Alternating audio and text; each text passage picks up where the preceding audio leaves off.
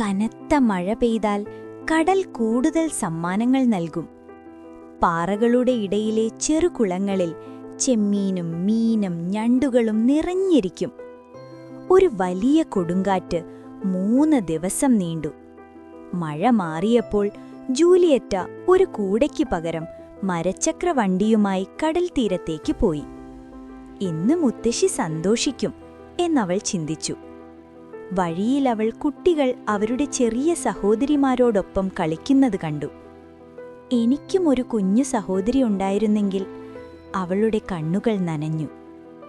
അവളുടെ അച്ഛനും അമ്മയും അവൾ ചെറുപ്പത്തിലേ മരിച്ചിരുന്നു.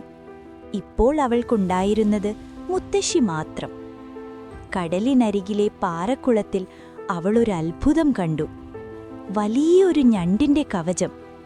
ഇത് നമ്മൾക്ക് ഒരാഴ്ചത്തെ ഭക്ഷണമാകും, അവൾ സന്തോഷിച്ചു. പക്ഷെ വീട്ടിലെത്തിയപ്പോൾ കവചം തുറന്നു. അതിനുള്ളിൽ ഒരു കുഞ്ഞ്, പെൺകുഞ്ഞ്. പക്ഷേ അരയ്ക്ക് താഴെ മീനിന്റെ വാൽ.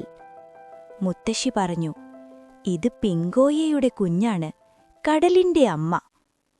കൊടുങ്കാറ്റ് സമയത്ത് കടലിൽ ഭീകരമായ കടൽച്ചെരുക്കുകൾ വരുമെന്നും അതിനാലാണ് അമ്മ കുഞ്ഞിനെ ഒളിപ്പിച്ചതെന്നും അവൾ പറഞ്ഞു. ആ രാത്രി അവർ കുഞ്ഞിനെ നോക്കി, ചൂടുള്ള സൂപ്പ് കൊടുത്തു, കുളിപ്പിച്ചു. കുഞ്ഞ് ചിരിച്ചു. ജൂലിയറ്റയുടെ ഹൃദയം നിറഞ്ഞു. പിന്നീട് ഓരോ ദിവസവും കുഞ്ഞിനെ തിരികെ കൊണ്ടുപോകാതിരിക്കാനുള്ള കാരണങ്ങളുണ്ടായി. ചുമ, മഴ, ഭയം. കുഞ്ഞു വളർന്നു. ജൂലിയറ്റ അവളെ സ്വന്തം സഹോദരിയെപ്പോലെ സ്നേഹിച്ചു. ഒരു ദിവസം ഗ്രാമത്തിൽ അവർ കേട്ടു, കടലിൽ മീനില്ല, പിങ്കോയെ ദുഃഖിതയാണ്.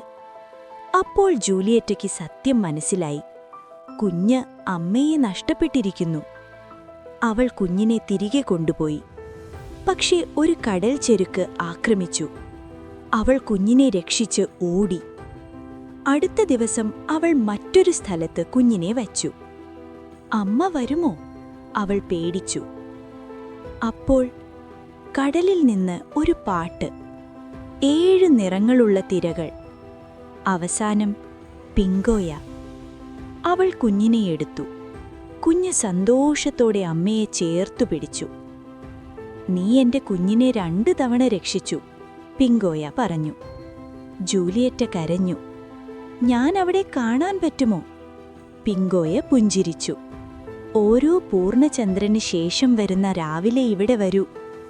അങ്ങനെ അവർ വീണ്ടും വീണ്ടും കണ്ടുമുട്ടി.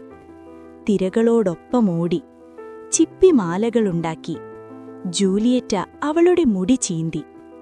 അവൾക്കൊടുവിൽ ഒരു സഹോദരി കിട്ടി. രക്തബന്ധമല്ല, പക്ഷേ ഹൃദയബന്ധം.